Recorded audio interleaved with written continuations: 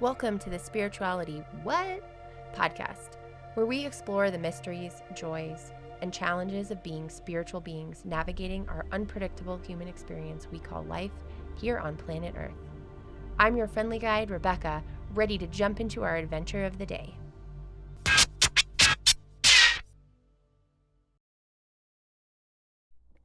Spiritual humans, I am Rebecca. Welcome back to the Spirituality What? Podcast. Woo! New week, new episode, new Wednesday. Here we go. So today we are releasing part 2 of the 2-part episode with my good friend Kanda and astrology. And so today we're going to talk a little bit more about other types of astrology other than just traditional and modern. We're going to talk about the north and south nodes of the moon, which is very interesting. Angles in the chart, insights that you can get from your natal chart or your birth chart, which is from the time and the place that you were born versus your current day chart. And also how to use astrology as a way to gain self-awareness in this current incarnation about everything going on with your spiritual being. So we're really excited today to get into this next episode. I wanted to just put a plug in. I'm having a great time, as I've mentioned before, with this podcast, and it would mean the world to me if you would just pick one person that you could share this podcast with. I'm excited about gaining followers and downloads and followers means that we get access to other people, different interviewees who have requirements for that. So that's something that we're looking forward to gaining and looking forward to getting more feedback about episodes in the future as well. So we're going to just dig in and welcome Kanda back. Like, I like Pisces, but sometimes I find Pisces to be a little lacking in discernment. Oh, okay. But that's because I'm Gemini and I Gotcha. weigh everything. Yeah, Whereas yeah. Pisces is like, we just love everybody. Okay. It's like, well, what if that guy's a serial killer? Yeah. You know? Whereas Pisces is like, that's okay, I'll give him a hug anyway. Yeah. Okay. So, yeah, and I see that in you. You love everyone. And it's like, well, what about that guy over there? And you're like, yeah, I love him too. It's like, Pisces. So. Okay. So, I think the main thing here, the high level summary is the astrological information. And there's nothing wrong with Cosmo. I read Cosmo growing up. I loved it.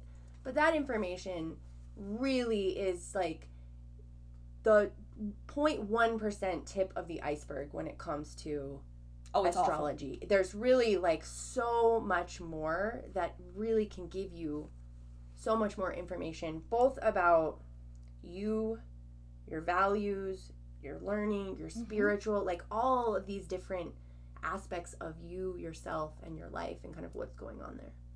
Yeah, absolutely. That's probably why I get irritated by pop astrology. Yeah, I get really irritated by TikTok astrology. I don't. How do they even do it? I mean, it's like so high level. Like now that well, to be clear, like I don't pretend that I understand all of this, and I've asked Kanda the same question multiple times because I'm like, wait, I feel like I should know this, but I don't know it yet. But it's just one part of one thing, which is your sign, but not your planet or your house or any of these other conditions or aspects or angles. You talked about a square earlier. Like there's like thousands of more things that really play into it. Oh yeah, there's so much to it.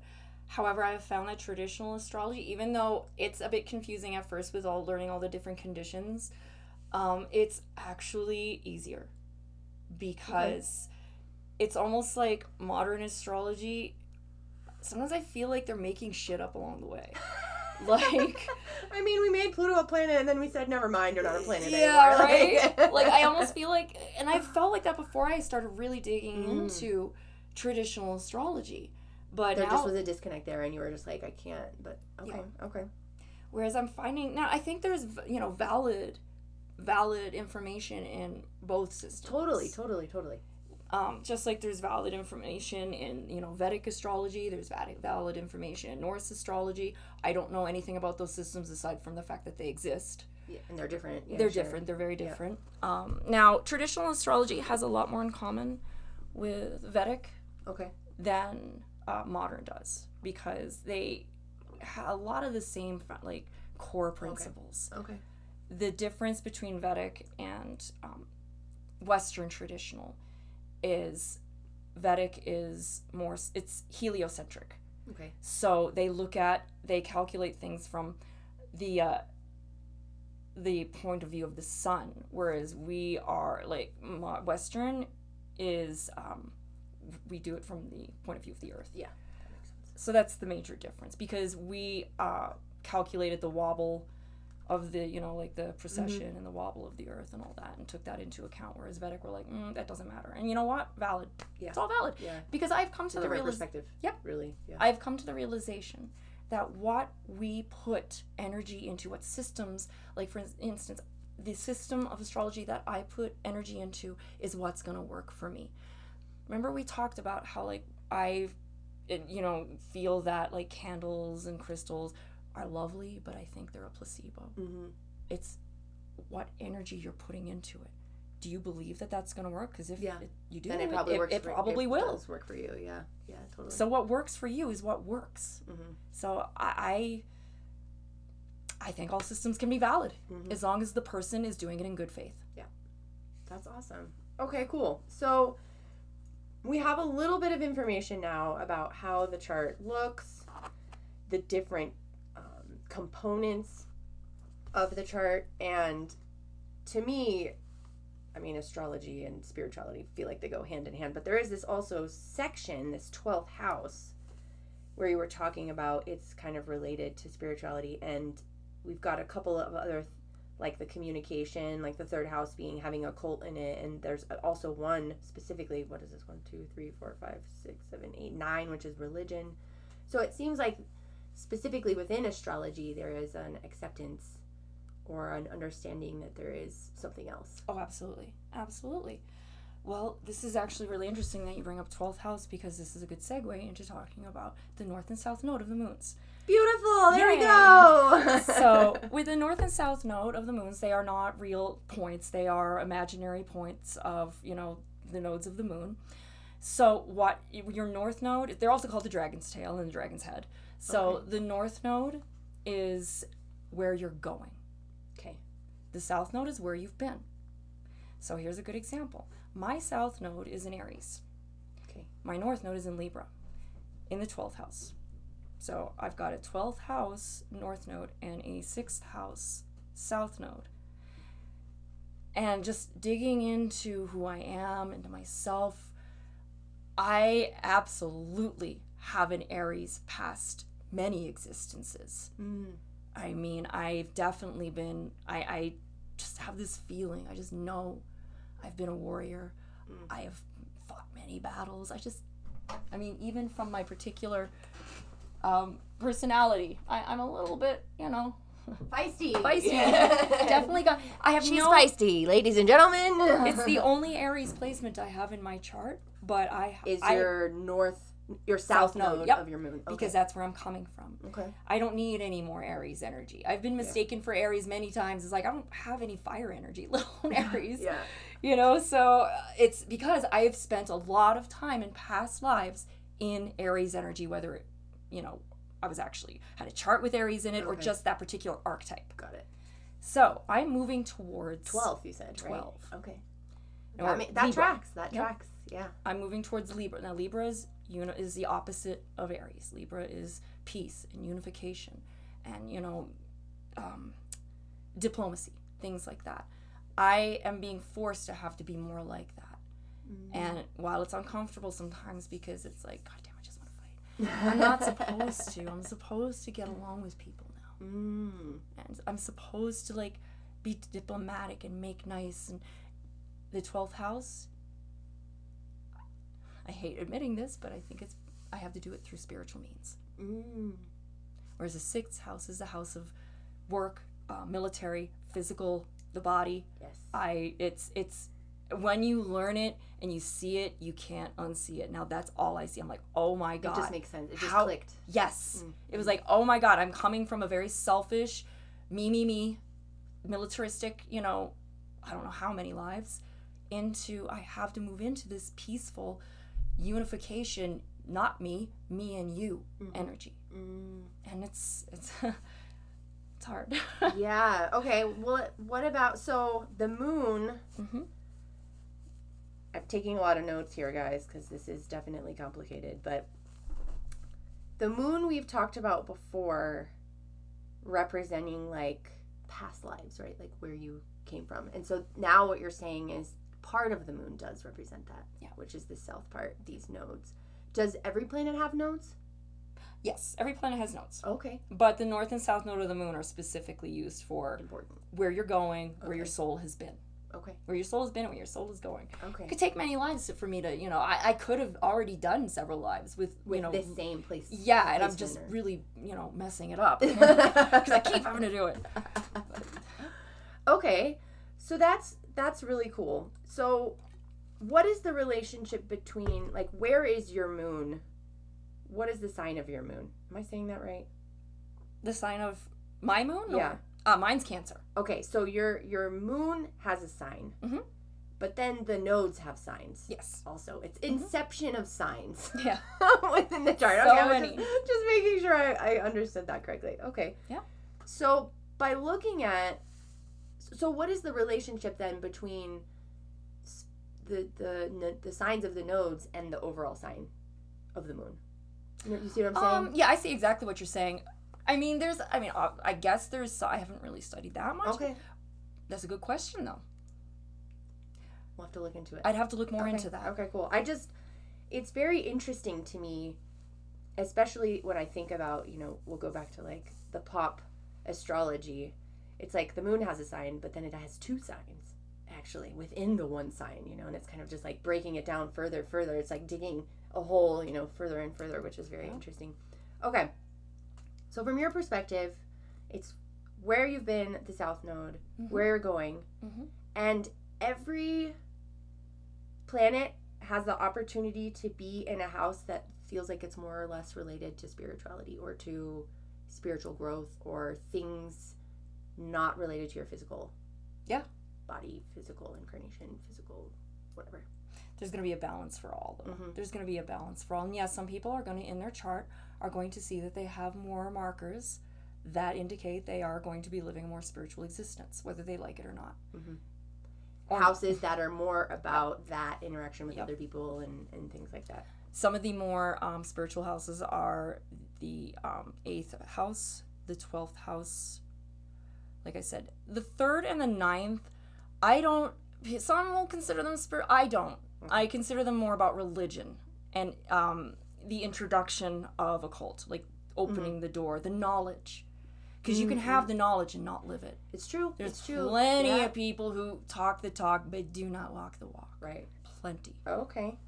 So more about, that's interesting, the knowledge versus the action. Application. Yeah. The Whereas application. 8th and 12th is more about application.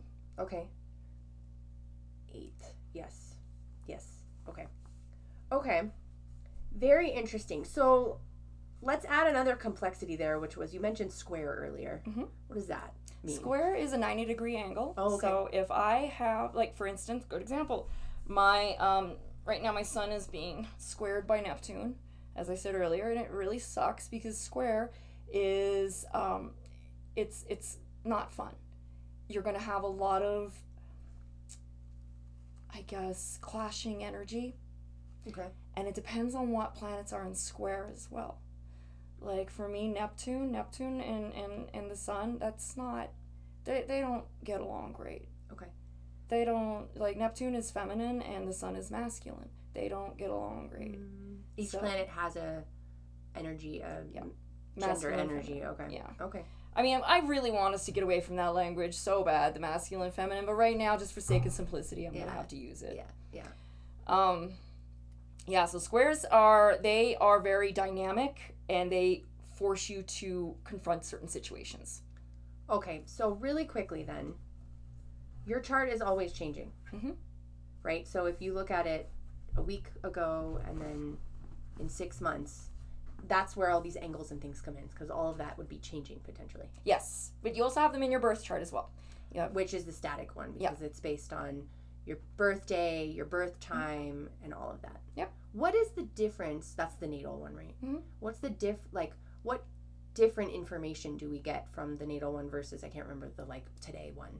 Well, natal is more, you're going to get more psychological insights. Okay. Into somebody, you're going to learn about who they are, where they're coming from, where they're going, overall, arcing themes of their life, why they're here. Yes, exactly. So this is really the foundational of this could potentially give you the information about what you're doing here. Mm-hmm. Exactly. In this incarnation in general. Oh, yeah, okay. Absolutely. Okay, and then the current day one.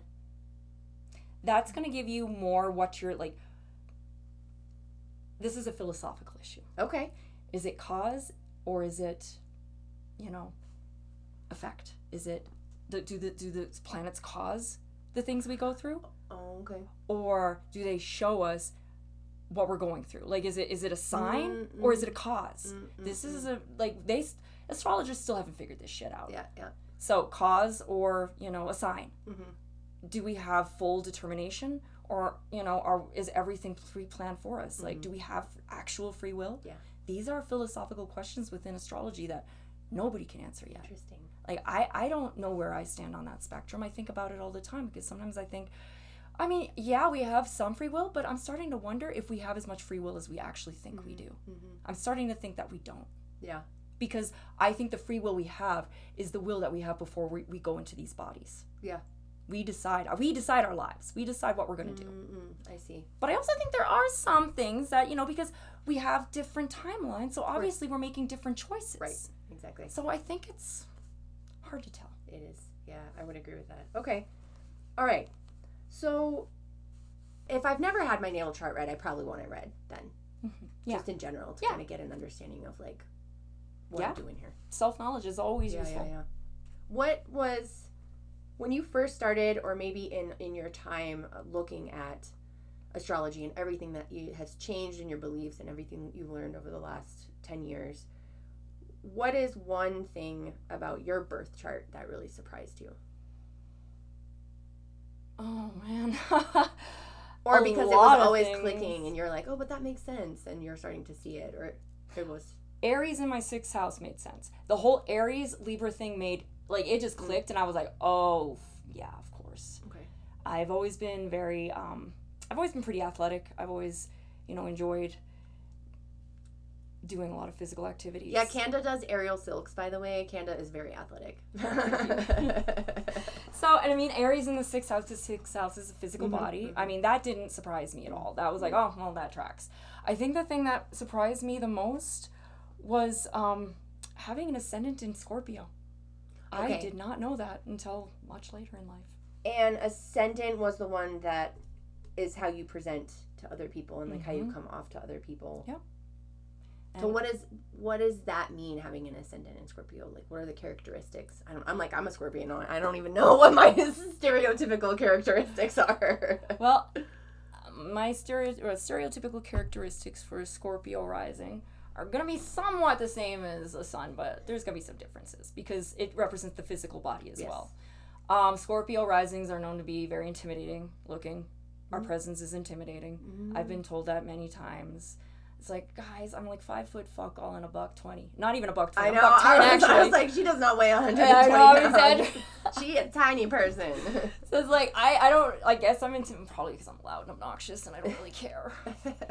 But anyway, yeah, so that was a shock to me. And then, the secretive part, that tracked. I was like, yeah, I'm pretty secretive. Okay. I don't want anybody to know my business unless I want you to know my business. Interesting, yeah. That tracked the whole, transformation shit, having to deal with, death and loss. That was a big part of my life. So it just, when I saw that I was a Scorpio, because I knew about Scorpios before, because growing up, one of my best friends is Scorpio. I dated plenty of them too.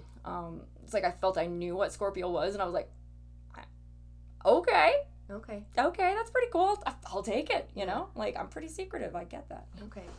So it really is created, and you mentioned this at the beginning, a better understanding, a methodology to sort of understand and organize the madness. Really. Yes, try to understand who we are, because when we can understand who we are, we can understand where we're going to go. Yeah. knowing yourself is probably one of the most fundamental steps in spirituality. Knowing who you are, self-awareness. Mm-hmm. You know, knowing, like, I've constantly now, ever since October, I have a pervasive feeling of being outside myself. You know what the fourth wall concept is? Yes. Okay. Yeah. Well, but maybe explain it really quickly, so, just because we've got other people listening who might not be familiar with what that is. Gotcha. So the fourth wall concept in theater is when you, like, somebody on TV looks at the audience and gives them a wink. It's like you're acknowledging that it's not real. The actor is acknowledging Deadpool is a great example. Yes, right, Deadpool of is that. great. Also hilarious, but also good example of that. Yep. Yeah, great example of fourth wall, breaking the fourth wall. I feel like I'm constantly breaking the fourth wall. I feel like I'm constantly, like, giving a wink out to the, you know, universal audience, I guess. I'm just being like, I know what's really going on. And it's disconcerting sometimes, but I'm getting more used to it. Because I constantly feel like I'm not really here. Interesting. Yeah, it is. It's a bit of a mindfuck, but... Yeah. Yeah. We've talked a lot about the different charts and all the different things. I think how can people use, I guess, the self-awareness to become more self-aware? Is that really the best, to learn about ourselves is really how people could use astrology Yes. in the most? I believe that is the most useful.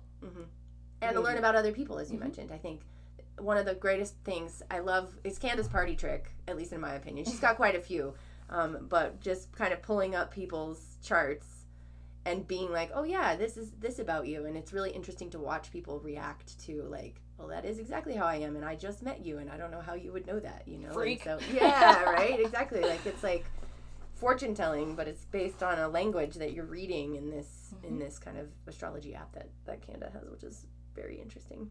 Yeah. Oh, it's all about learning who we are. Because, like I said, when we know who we are, we know where we can go. And we have so much work to do. And is it black and white? Like, is it that clear in the chart sometimes? It's an art. Sometimes it's clear. Sometimes you take some skill and interpretation. Right. But it is definitely an art form. However, I would say, like, you can't just, like, make shit up. Like, there has to be something to it. Yeah.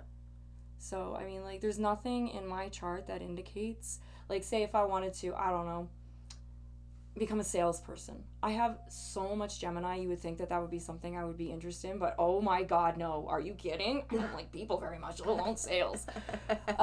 So, like, but then when I look at like, the 10th house, which is the house of career, yes, and I make the connections with traditional as opposed to modern, I'm like, yeah, that makes sense. Because my 10th house is Leo. Leo is the house of entertainment. When I was a kid, there was nothing I loved more than acting, singing, dancing, until my mom told me that dancing is from the devil. So then that became a huge issue. Yeah. Well, and Silks is about performance too. Yes. Right? Like, yeah. And so I started out with this, like, theater performance mentality. I used to write, so I choreographed my first dance number. Now, I wasn't in dance. My mom wouldn't let me. But I watched other people do it. I was 7 years old. And I showed my mom, and she said, that was really good, but you know that's from the devil. And I was like, oh, for fuck, you know. I hate Christianity. Yeah. Anyway. But yeah, so I did a lot of, like, theater as a kid, too. But then, you know, I grew away from it, and now I'm finding it again. Yeah. And having Saturn in my 10th house in Leo, oh my god, of course, because I had to work extra hard to get back to theater, to get back to entertainment. Got it. Because that's what I really, really love. I love astrology, but I really, really just want to entertain people. That's all I want. Cool. Yeah.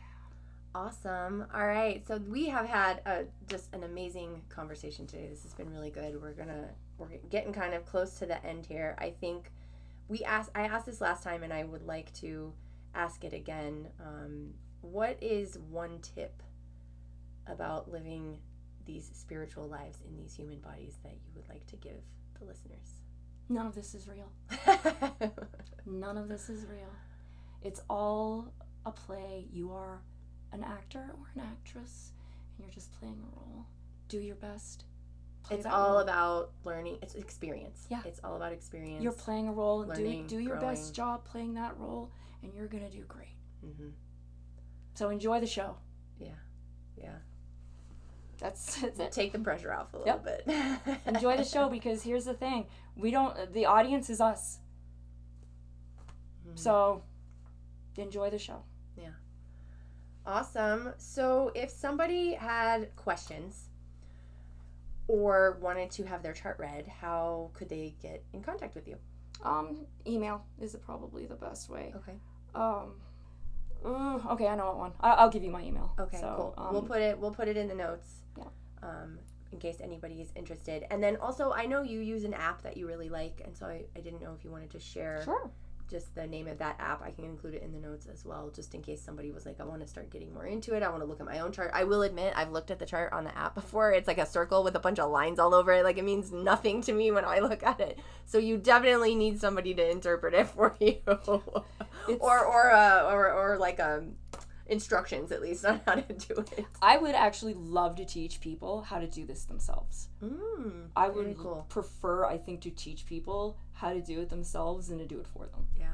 I mean, I'll do it for them. Yeah. But if anybody wants to learn how to do it themselves, I'd be all about that. Absolutely. We'll just reach out for sure. Yeah.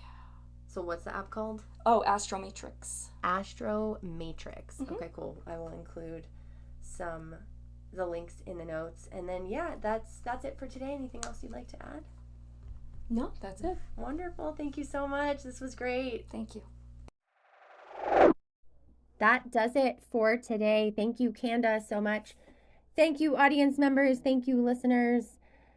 I would say that I couldn't do this without you, and it's a joint effort and collaboration here, making the content listenable and fun, and hopefully you guys are having a great time. I'm always open to feedback and suggestions and recommendations. You can hover over to the website or spirituality.what on Instagram and DM me and send me any ideas that you've got as well. I just appreciate you listening to the podcast and wanted to just say thank you. We'll see you next week. Thank you for joining me on today's Spirituality What? Adventure. Subscribe, rate, review, and share this podcast. Visit us on Instagram at spirituality.what to interact, tell us what spirituality means to you, and even provide some of your own personal musings.